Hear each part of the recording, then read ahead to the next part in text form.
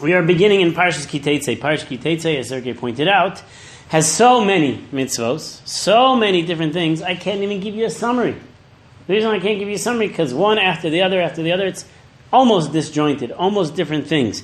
So what we're going to try to do tonight is look through a few select mitzvos and try to bring out some ideas that some are new to me.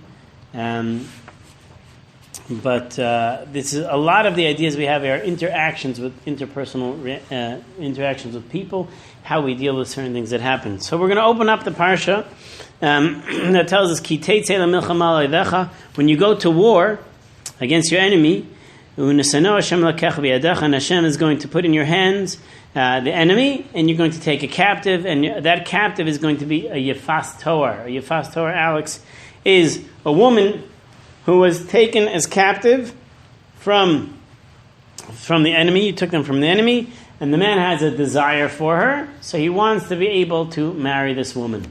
He wants to live with this woman. So the Torah allows us, She's not Jewish, and the Torah allows you in this particular scenario to go ahead and take this woman as a wife. It's a dispute amongst the Rishonim, amongst the early commentaries, as to whether he's allowed to live with her once first, and then he has to go through the whole process, or perhaps he's not allowed to do that. He has to go through this whole process, and then he can go ahead and marry her. So what do you have to do? You have to bring her into the house. You have to shave her head. You have to allow her fingernails to grow long, and she has to take off her clothing of captivity, which means her beautiful clothing, and she has to basically look bad. She has to look awful, and she has to cry in the home for a month. And after that, you can then marry her, and she could become your wife. That is the story. There's a lot to say on this. I don't want to go into it again, as we've done in the past. Second wife, third wife, fifth wife, whatever it is, right? Whatever the number is over here, but he can take her as a wife, technically. So there is going to be a flow that the Torah is going to tell us over here, and the Torah is going to give us a flow from this story to another story. And it's going to be, if you don't desire her, lo chafatzta ba, you're not interested, and you're going to send her off. You cannot sell her. You can't do anything bad to her. You caused her anguish. Okay? That is the first story that we're faced with. The first halacha that we're faced with over here. So, a couple of things just to present over here. The whole idea of Yefas Torah is difficult for us to imagine. Some of the commentaries tell us, wait, last week's Parsha, we learned the following. That when you go to war, if you just got married, if you just built a house, if you just planted a vineyard, so you're not going to be able to go to war. Why? Because you're too worried about the things that you have left at home. So we say you're absolved. You don't have to go to war. And then the Torah says, and anyone that has any other sins in their hand that they can't hold on to. What does that mean, sins in their hand? The Gemara says, even if they spoke between putting on the arm tefillin and head tefillin, minor sins. But you know what? They have sins in their hand that they feel they didn't have that they didn't do a proper repentance for. So they're worried that they might die in battle. We say you go home also. So who's left? Only a few people left. 3 people are left to go to battle. So now the question is, those 3 people left to go to battle. So some of the commentators say that is the continuation into this parsha. So you have 3 of the greatest rabbis that are going to battle because nobody else is going to battle, and now one of the 3 rabbis now suddenly sees this beautiful woman and he wants to take her captive. So it's not necessarily talking about anybody that does it. Maybe it's only those people that are going to battle.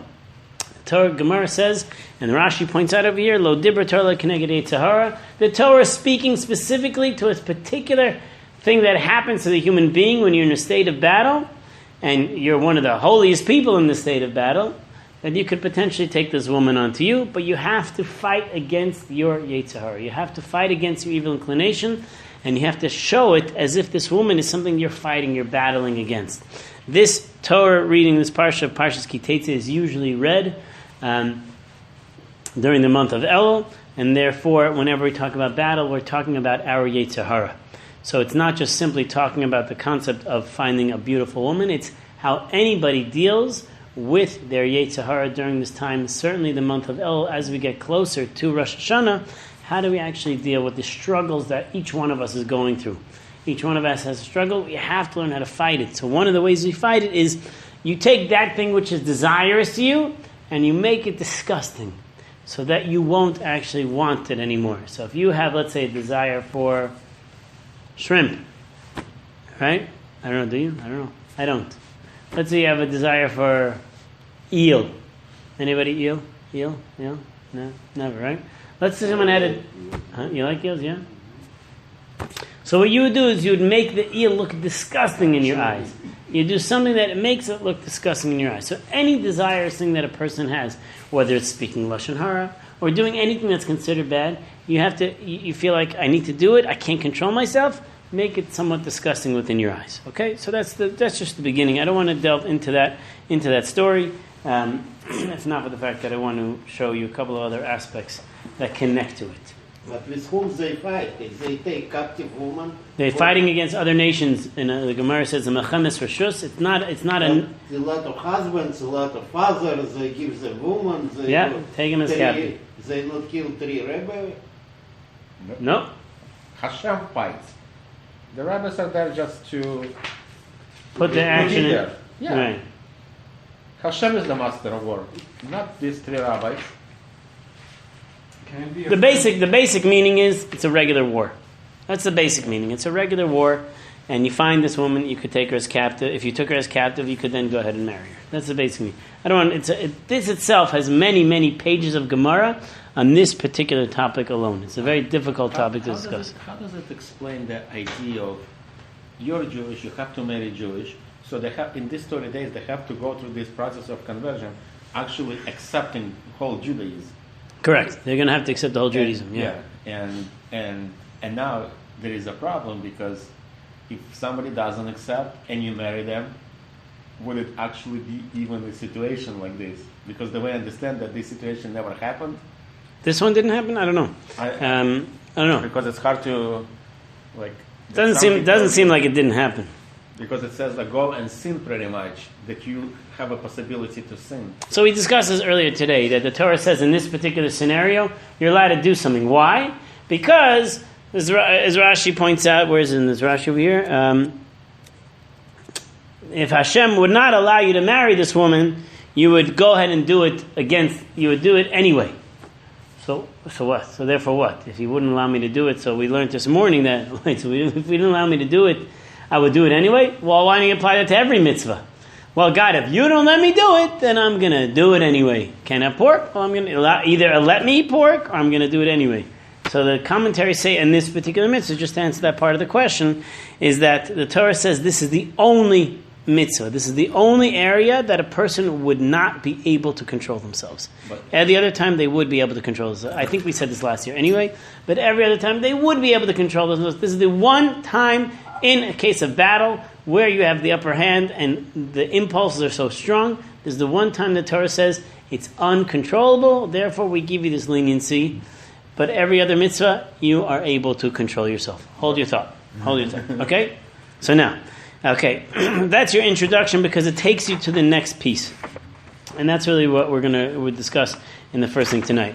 Okay, so you take this woman, you have to make her look disgusting, and then you marry her. Now, the Torah then goes on. Elvira, you'll understand this better now. We'll appreciate it better. Kisiena le'ish. A man has 2 wives. Ha'achas ha'huva. One is beloved, and one is hated. V'yoldu lo banim, and they're going to have children.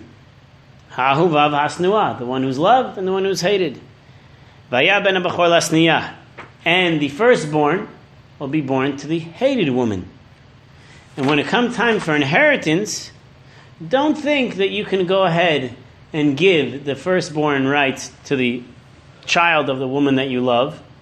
No. You have to give the firstborn rights to the other child because he's born first, the one that's hated. That's what the verse says. Always a male? And firstborn? Firstborn always means male, right? The whole question, you do have to go ahead and... you do have to go ahead and take care of the girls, make sure that they're well taken care of, get them married and the like. But as far as the child that takes over the father's house to continue the legacy, that goes to the men, right? So that's the concept of the firstborn. But here's the bizarre scenario. We have in other parts of the Torah tells us that when you have your firstborn, that firstborn gets a second portion, a double portion.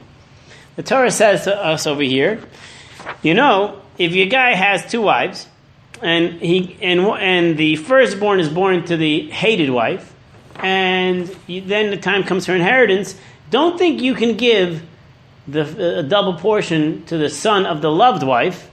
Rather, you have to give it over to the son of the hated wife, because he's the firstborn. Okay? Any questions on that? Yaakov and Esau.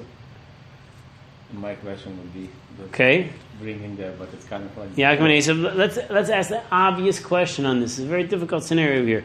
The Torah goes out of its way to tell you. We already learned a long time ago, in 2 books ago, Shmos, that you give firstborn rights to the older son. Mm-hmm. Now, Torah says if you have a guy gets married, he has 2 wives. Right? He has 2 wives, and the hated wife, for whatever reason why he hates her, we don't know yet why he hates her, the hated wife has a firstborn. Now it comes time for the guy to have an inheritance, and the Torah says, hey buddy, be careful. Don't give the double portion to the son of the loved wife. You've got to give it over to the hated wife. Why would I think I can give it over to the loved son? You got the question? Mm-hmm. What do you mean? I know that I have to give it over to the firstborn. Why would I even think that I can give it over to somebody else? Right? That is the question. But let's backtrack. So almost all the commentaries tell us that this story is a continuation of another story. What's the other story? It's the story that we just started with. If you go to battle and you take a wife as in captivity, and you decide you want to marry her, guess what? You didn't do it for righteous reasons. You didn't do it because you loved her. You did it because you were impulsive. You did it because at that point you were lustful. What's going to happen if you take a wife like that? So the commentaries say, well, if you know what's going to happen if you take a wife like that, you're going to end up with 2 wives. A hated wife and a loved wife. The hated wife is going to be this woman. You didn't take her because you cared for her. You didn't take her for any other reason. That's going to be the wife that you hate. And you know what's going to happen? You're going to have a wife that you hate, and you're going to have the wife that you loved because it's going to be your regular wife that you married. But there, you were lustful, you took this woman. Guess what's going to happen after that? The next story. The next story is, if a man is going to have a ben sora or a wayward son, a child that is 12 and a half years old, he's not listening to his parents.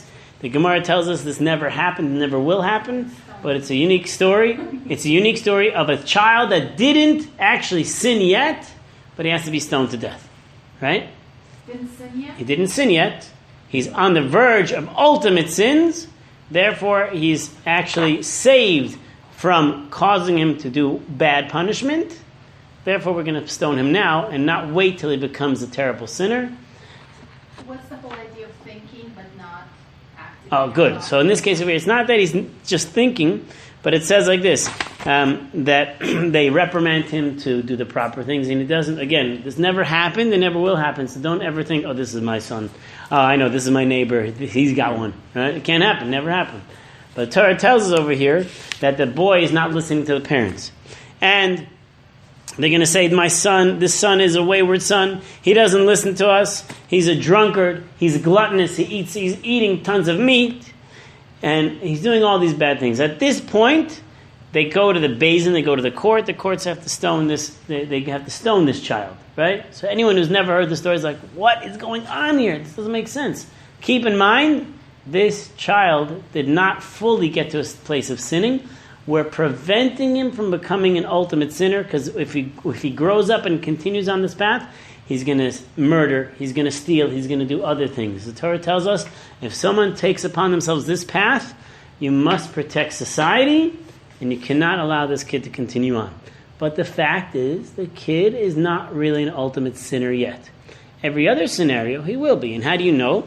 The next story that you're going to have, as we mentioned, it's one piece after another. The next story is going to say, V'chiyeh be'ish chet mishpat maves, and that is in chapter 21, verse 22. If there's going to be a man who has done something that's bad, and he has to be put to death, v'talisa osal eitz, you're going to hang him on a tree. After you kill him, you have to hang the person.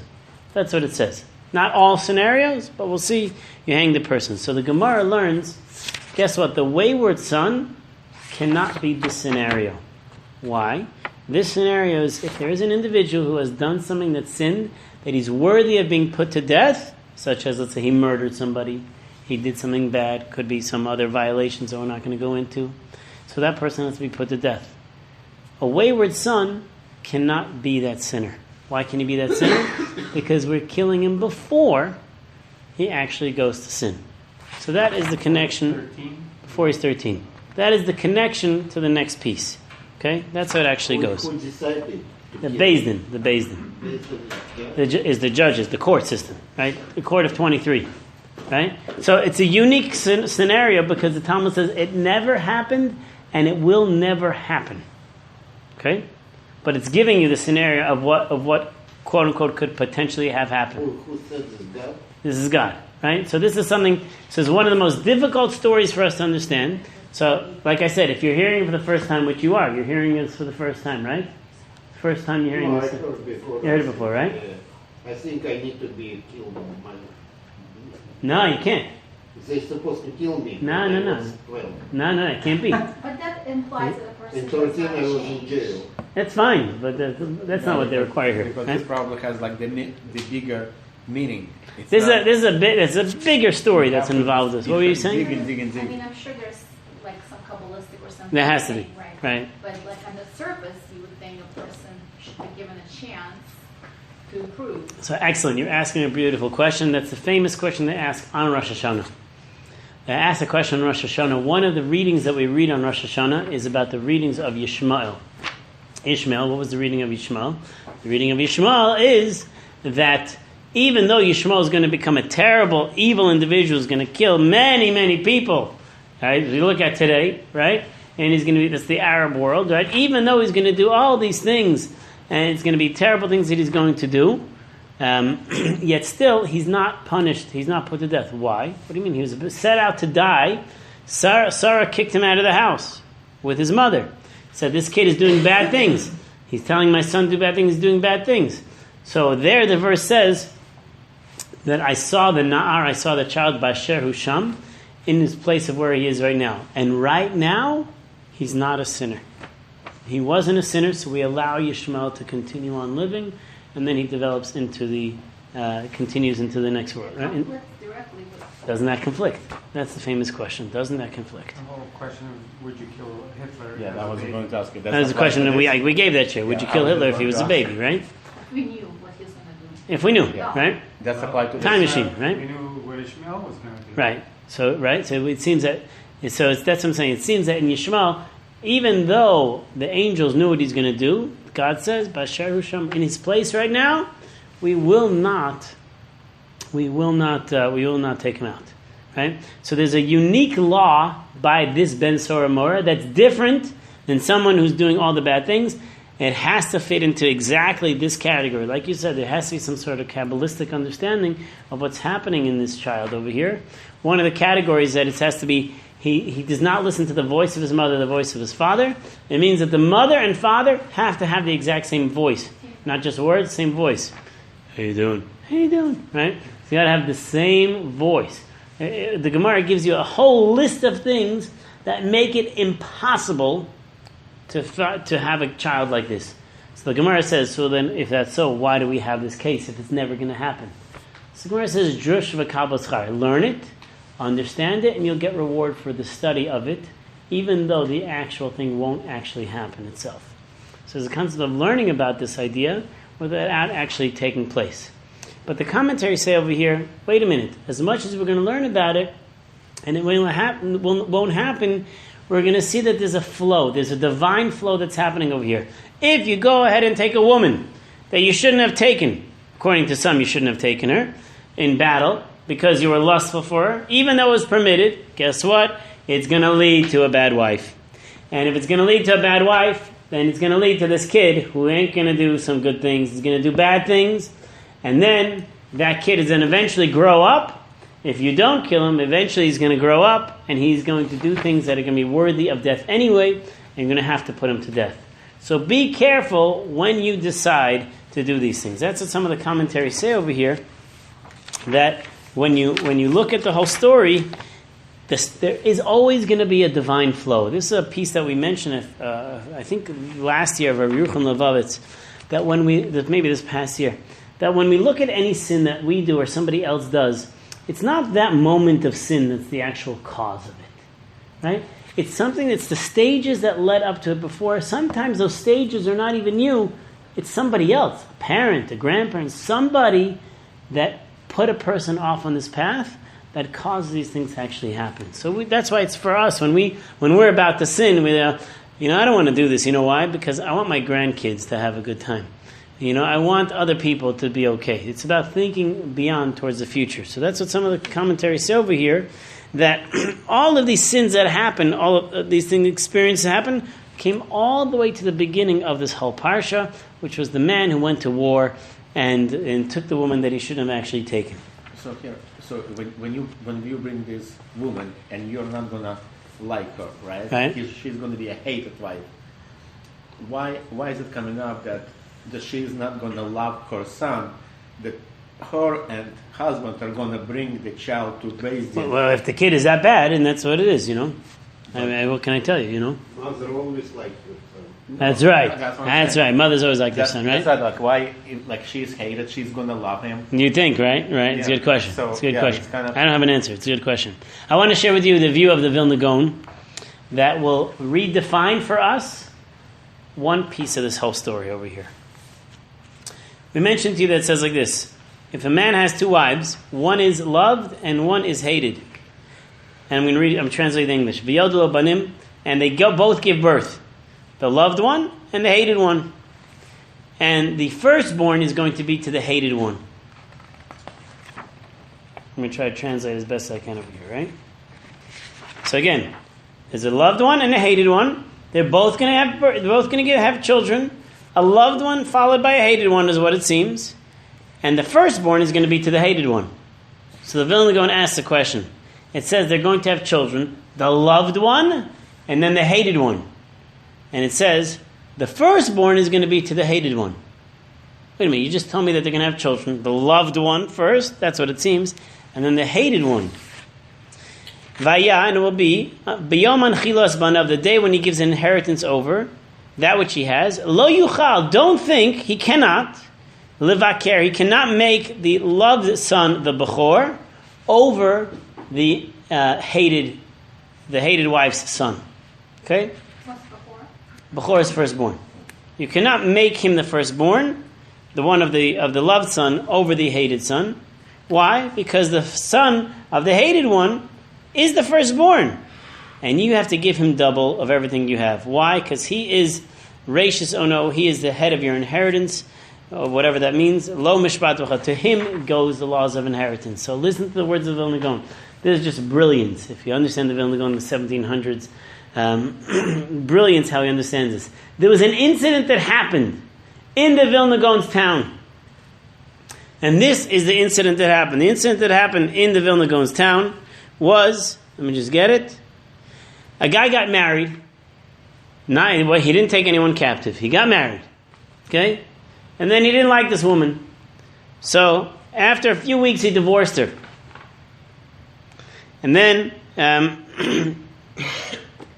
after a few weeks after that, he took another wife. Okay? At the end of 7 months from when he took this second wife, the second wife, the one that he loved now, gave birth early to a child. And then after that, the first wife that he had married had given birth. So what happened? The woman he had first married gave birth last, because she gave birth the full term, 9 months, and the second wife gave birth at 7 months, right? But the first wife was divorced. First wife, but he impregnated her first. So he was responsible for the child. Responsible for the child, no question. We're not talking about deadbeat dads here. We're talking about who's going to be considered, who's the inheritance, firstborn of right? Now, usually you say the firstborn goes to the one who's born first. So the son of the loved wife, the new wife, was born first, and the son of the second wife is born second. Of the first wife is born second, right? So they came over to the Vilna Gaon and they got into a fight. The divorced wife says, "No, my son is the one who's inheriting your stuff." "No way, lady! I divorced you already. This is my new wife. She gave birth first. This is the firstborn." Says the Vilna Gaon. They came over to him with the story. He says, I'm going to prove to you from the verses over here that the first wife, whose son was born second, is going to be the inheritor of the man. How do you figure? So this is what he says. He says, first it says, they gave birth. Ha'ahuva v'hasnua. The loved one, and then the hated one. So it sounds like, so far, our case. The loved one gave birth first. But then it says, the Bechor goes to the hated one. How could the Bechor go to the firstborn and go to the hated one? So then the Torah goes on and says, you cannot give firstborn rights to the loved one. Well, why would I think I could give firstborn rights to the loved one? Right? It doesn't make sense. Why would I ever think I give firstborn rights to the loved one unless he's born first? So he says, and then he says, why is it that she's called hated? The Torah says, Lo tisna sachicha, you're not allowed to hate your fellow. So why is the first wife called a hated wife? And then the Gemara, he asks the question, why is it the Torah is so explicit that it says, you're not allowed to give over the firstborn to this one. Why? Because the firstborn goes to the hated one. You have to give him double. He's the head of your household. This is how it's going to actually work. Why do you have to express it? So he says as follows. He says, this is a very deep idea. It's true that the loved wife, the second wife, gave birth first. So the Torah commands, in this scenario, even if the beloved wife gave birth first, but the fact is, if the other wife was pregnant first, then that is what the Bechor is actually going. That is actually who has the firstborn rights. And for him, even though you'd usually think it goes according to the one who's born first, says the Torah over here, it's not true. Where does it talk about the pregnant in the verse? In the verse, it doesn't say, the verse says like this: they gave birth, the loved one and the hated one. But it says the firstborn is the hated one. How could it be that the firstborn is the hated one if the loved one gave birth first? Why does it say loved one first? So he says, Kihu reishis ono lo mishpat havchora. We go according to the pregnancy, which is going to answer his question, why Yaakov and Esav, right? Esav was born first, but Yaakov was able to purchase the firstborn rights from him, because really, he was, according to the Gemara, he was impregnated first. That the seed of Yaakov was fertilized first. First in, last out. Right, FIFO. No, First in. Philo, right? And we don't go after this. So he says, if you actually really study... How did they know that? Philo, computers is FIFO, usually. Right? No. Right. First in, Right. last out. It's like in and out. It depends. It's like an elevator. That's the analogy. It's the elevator, right? So again, what he's saying over here, so what the Torah is saying over here, according to the Vilna Gaon, the Torah is saying here is, look, study those words over here. The whole story, like, it's telling me about a firstborn. No, it's not. It's not telling you about a classic case of firstborn. Obviously, you have a firstborn, he gets the first rights. Here you have a scenario where a kid is the firstborn, but he doesn't have the rights of the firstborn because she was impregnated first, and therefore, that's what the whole story actually happens over here. It's just a fascinating idea that he says over here, right? Okay, so... But Yosef was... Yaakov was... born second, but he was fertilized first. That's what we're saying. Yeah. Ishmael was... No, we had Yaakov and Esav, right? Right. So Yaakov and Esav, there we sang over there that he was fertilized first, even though Esav came out first. That's what would be the proof in that scenario there. Okay, so that's the view of the Vilna Gaon on that scenario. Okay, I just recommend for everybody to, when you read the Parsha, just read those words over. You'd be like, why is it going on in such a verbose way? It's to express this whole idea. You're assuming it's because of conception. That's what he's saying. The Vilna Gaon is saying in this particular, at least in this case, it's going according to conception. And that's what the verse is telling you, that there's the loved wife, but the second wife was really firstborn. What's going on over here? So he says, It doesn't matter who's born first. It's who's right, conceived. correct. That's what seems to be over here. So we mentioned to you that...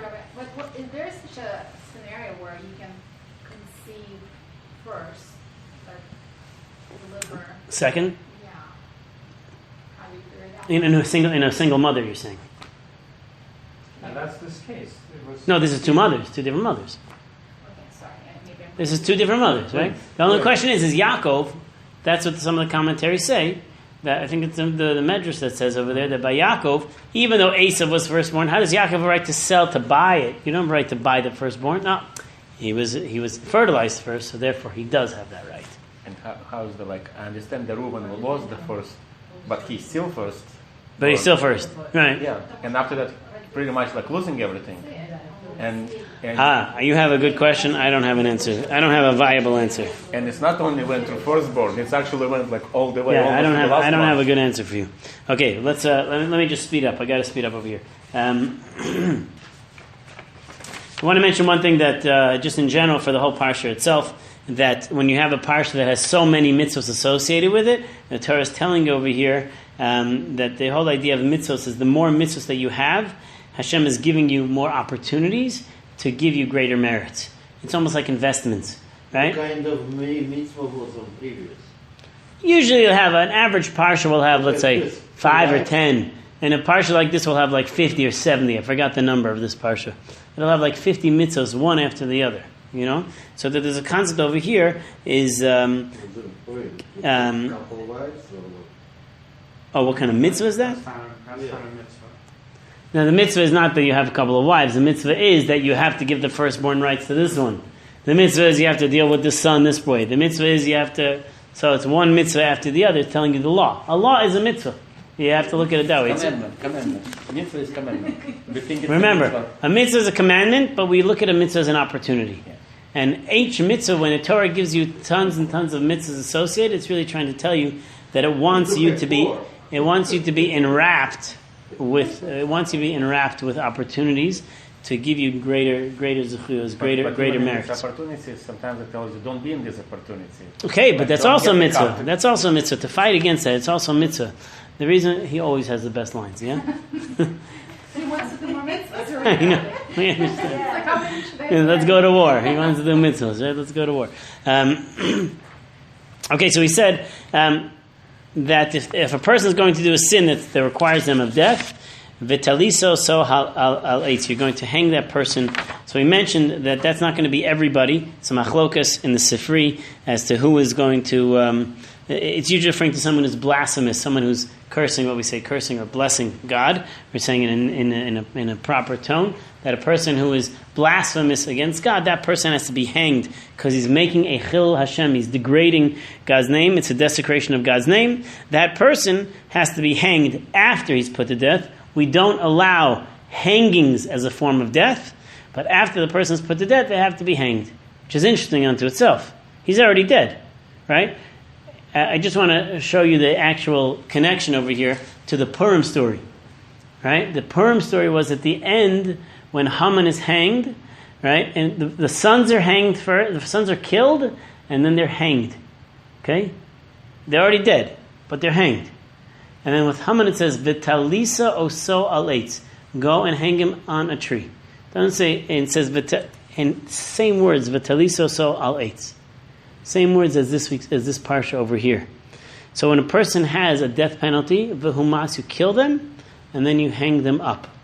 Hanging them up is to show the desecration of what they've done, that they had an opportunity to live their life as a viable human being, and instead they did something that was so bad, they have to be, after they're killed, they're hanged for everyone to see.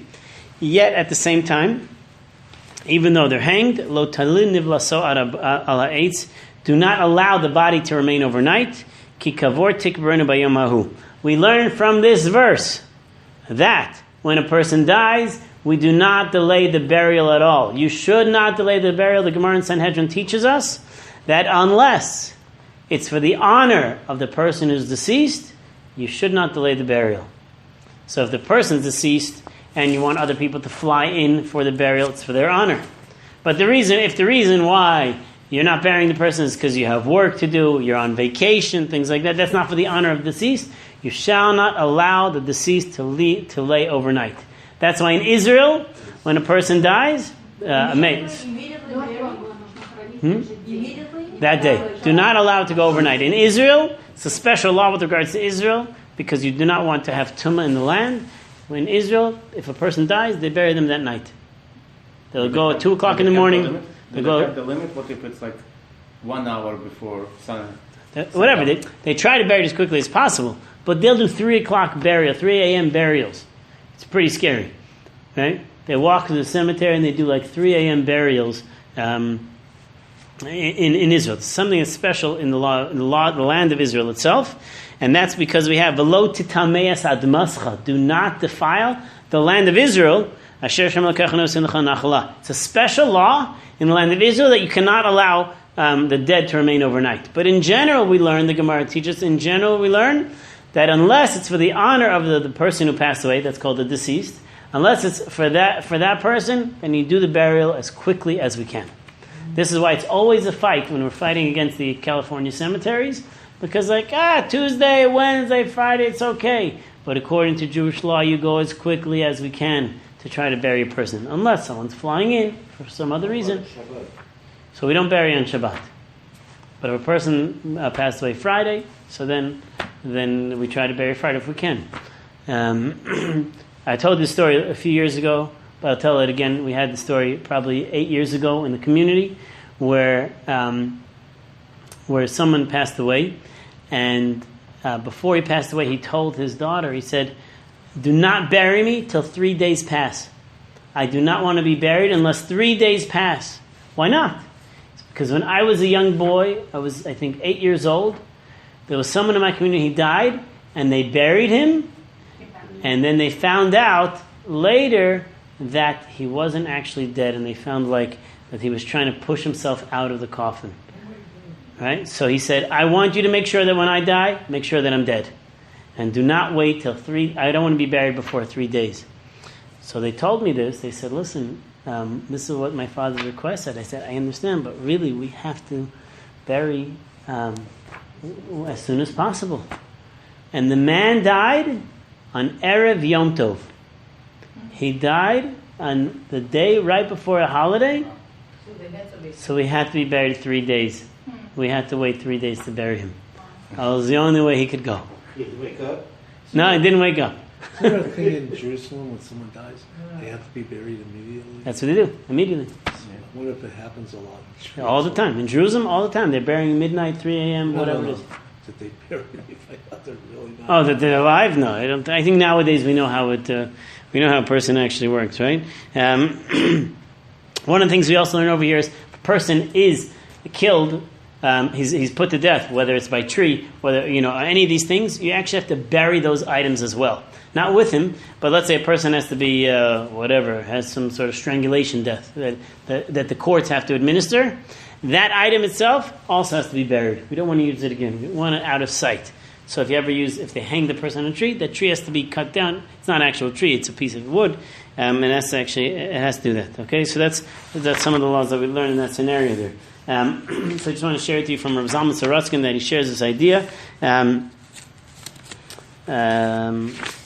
is the line over here? So he says as follows.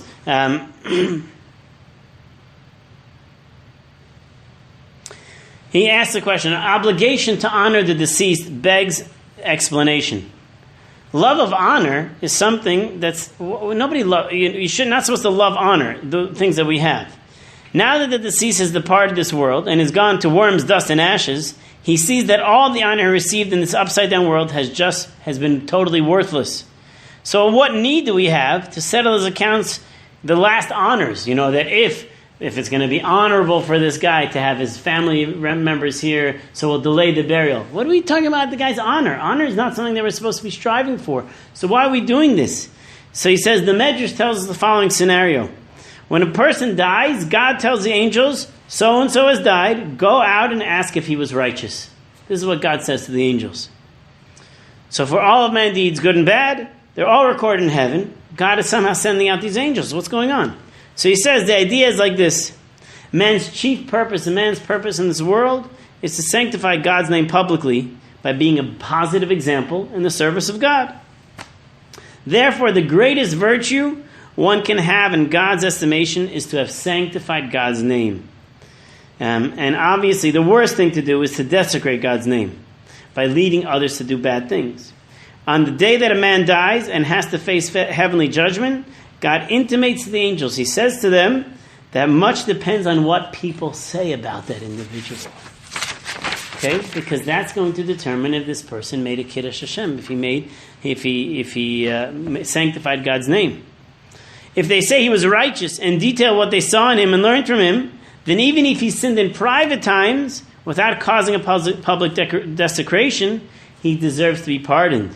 In that case, it's a good thing for the deceased if the angels hear at the time of his death that he's being honored, eulogized, and praised for his piety, for his righteousness, and his good deeds.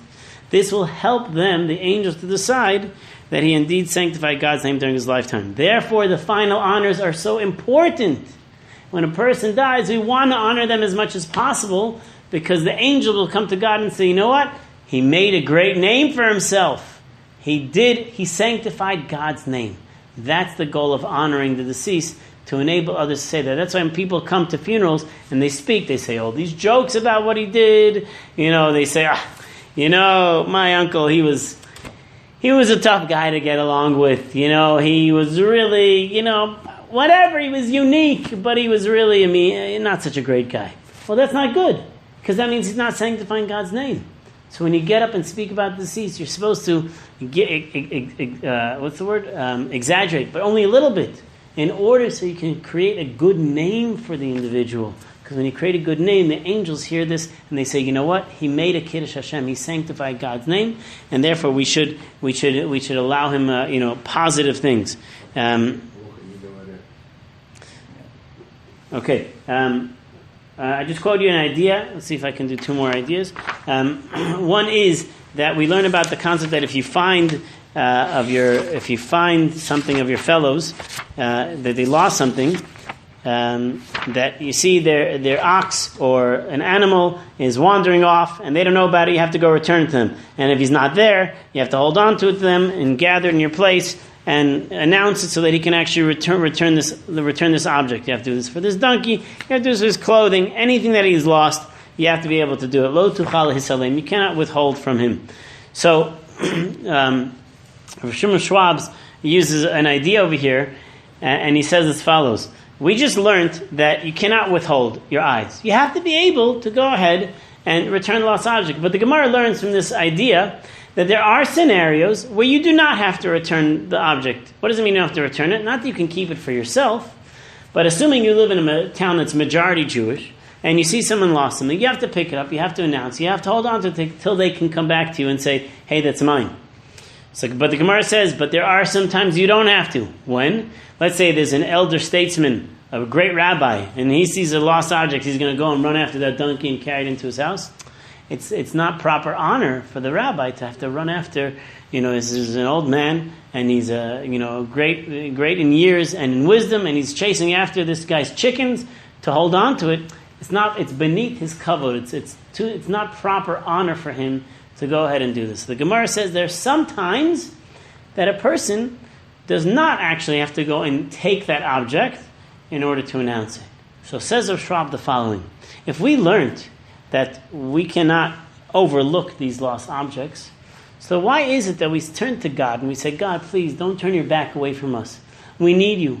Please treat us favorably. Help us, save us, do these things. That's what we're going to say during the prayers, during the slichos prayers that we're going to have. Al tasalim mitchinasenu. Be kind to us. We say it in the Monday, Thursday prayer, right? So why would Hashem ever hide himself from us? The Torah says, when someone wanders off the path, whether it's their donkey, whether it's their shirt, whatever the thing is, you cannot hide yourself. You have to go gather it in. So when we, God, wander off the path, God, you can't hide yourself from us. So how can we say to God, God, please don't hide yourself? What do you mean? You're not allowed to. You taught the Torah to us. And if something wanders off, we're not allowed to hide. So God, why can you hide from us? How come there are times when you neglect us, or at least we feel that you're not there for us? So says Rav Schwab, this is what it means over here. What it means, just like there are times when it's beneath a person's honor to go ahead and save a person, so too sometimes beneath God's honor. When a person is desecrating God's name and doing terrible things, God says, it is not in my honor to go and chase after you to come back. Rather, you have to find it yourself. So therefore, there are times when God does hide his face from us, when we go too far off, and it's beneath the honor of God, if you will. It's a homiletic interpretation over here, that it's not the proper honor of God to be able to do this, and rather we need to push to find ourselves back, and then God will certainly bring himself back to us. That's one of the ideas that we have, is to bring, that if we find ourselves that we're too far off the path, we have to do little things to be able to bring ourselves back.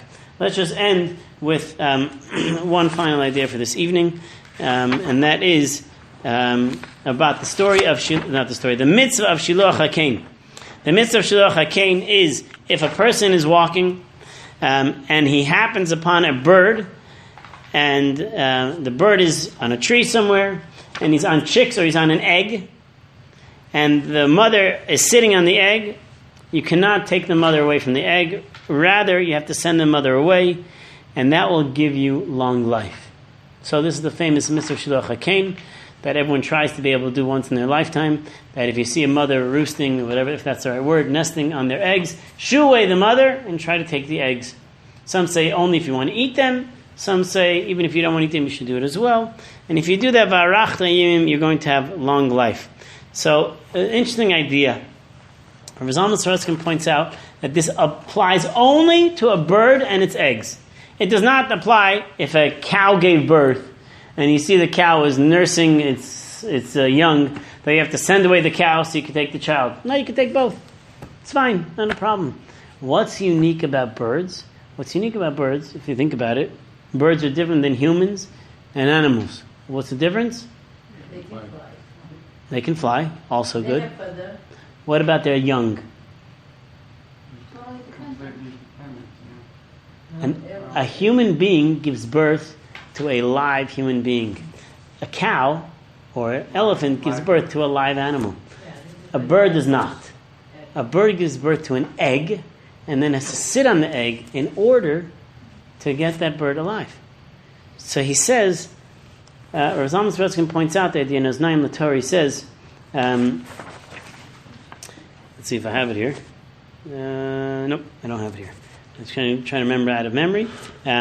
So he says, what's unique over here is that the mother has an instinct to sit on this egg, even though it did not yet give forth life, and yet it's willing to give up its life right now for something that it doesn't truly even know what it is yet. Maybe there's an impulse that understands it, but it doesn't see the young. It doesn't recognize the young over here. A human being, you have the young. An elephant, whatever. A cow, you have the young right there. But yet this mother is willing to give up her life to sit on this egg. Don't do that and take that. Don't do that to try to take it away from her while she's there. She hasn't even experienced the joy of having that child yet. So I don't remember the full extent of what he said over here because I didn't photocopy that page. And this mitzvah applies only to the bird in a nest? Or in a tree, or something like that. It should be that it's only when you happen upon Chicken it. is a bird. Only when it happens upon it. When it's like random, you're walking and you see it. So it can't just be. Chicken and egg. No, it doesn't apply technically. Why do we have to shoo her away? Let her have a Let her have the. bird. Oh, the question's like this. Let's say you want to eat the eggs. Let's say you're hungry. You want to eat the eggs, right? That's why some commentaries say, no, only do it if you really want it. Like you're going to eat it. But if you're not going to eat it, don't do it. What are you wasting your time for, right? So that's according to many that only if you take it that way, right? But the point is that here you're looking at something that's willing to give up her life, even though she hasn't even seen life yet. And to take that away is a tremendous thing. So therefore, for us, it's a level of compassion on here that we have to understand that she didn't even experience the joys of that. We have to have that extra level of compassion. The Torah tells us it could be that the part of the idea is that, you know what, when you go ahead and realize that there's so much in our lives that we're not able to see the fruition, we're not able to see the results yet of them, but we're putting in those efforts for it, that Hashem will have that compassion upon us for that idea when you're having that compassion on that bird as well.